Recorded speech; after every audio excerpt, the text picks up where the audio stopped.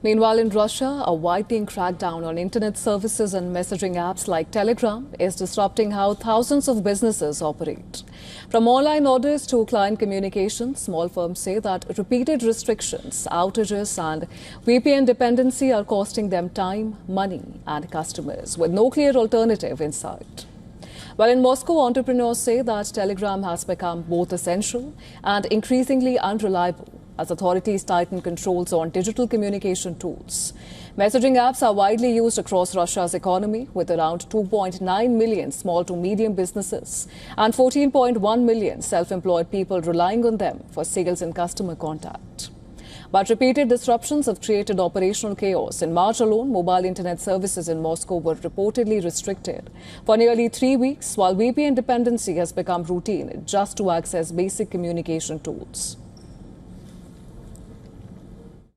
Telegram is our direct communication channel with clients. We process all orders, corporate and individual, via Telegram. We also arrange and track deliveries there. So for us, Telegram is basically everything when it comes to client communication.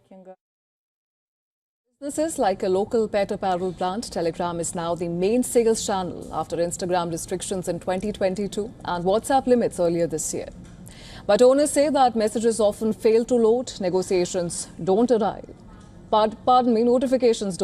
and file sharing is unstable without VPNs. In one Moscow restaurant, a Telegram-based ordering system for eater cakes, it crashed during peak demand. QR codes failed to load, triggering customer complaints and what staff called a reputational loss. Now, similar issues are being reported in real estate firms and entertainment venues, where bookings, presentations and payments are now dependent on unstable messaging systems. On the eve of Easter, we decided to sell kuliches, traditional Russian Easter cakes, via Telegram. The idea was brilliant, but the execution was flawed. On Saturday, when we had a lot of orders, our Telegram chatbot crashed and remained non-functional for an hour. The problem was that our clients had to show a QR code to pick up their kuliches, but these QR codes failed to load. Telegram was down, so the clients started shouting. Well, the impact is significant. Russia's digital economy processed about 11.5 trillion rubles, which is roughly $153 billion, in online goods and services in 2025. Yet adoption of alternative state-backed platforms remains low. Some businesses report only 2 to 3% of clients using official alternatives like Max, with most still preferring Telegram or WhatsApp despite restrictions.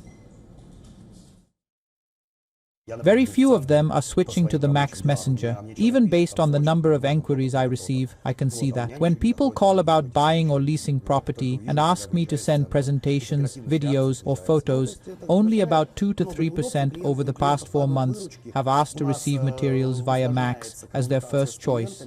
Everyone else still prefers WhatsApp or Telegram. The Kremlin says the measures are needed for security, but critics argue that they are slowing commerce and reducing efficiency. Surveys suggest over 2/3 of Russians believe internet restrictions may have made the daily lives harder. With no clear rollback in sight, businesses are adapting, but many say that they are operating in a growing environment of digital uncertainty.